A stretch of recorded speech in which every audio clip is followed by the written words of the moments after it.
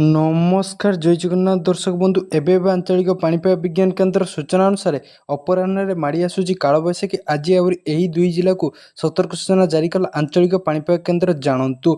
संपूर्ण खबर जानिया पूर्व आपण को भल पाइबा स्वरूप भिडियोटी गोटे लाइक करी चैनल को सब्सक्राइब कर रखु एवं भिडियोटी को शेष पर्यंत देखु। ता सहित आपण ए न्यूज़टी को कौ जिलूर देखुं आमको तले कमेंट माध्यम जनातु। दिन ताती अपराह्न माड़ी आसूची कालबैशाखी तेज राज्य में आहरी 2 दिन लगी रही कालबैशाखी वर्षा आज मयूरभंज केन्दुझर को ऑरेंज वार्निंग जारी कला पाणीपाग केन्द्र। दुई जिले प्रबल वर्षा सह झड़ पवन संभावना रही। उत्तर अभ्यंतरण ओडिशा रे मध्य प्रभाव रहिबो। 2 दिन पर पाग बदलिबा आगामी 4 दिन तापमात्रा 4 डिग्री पर्यंत बढ़ी पारे बोली सूचना मिली।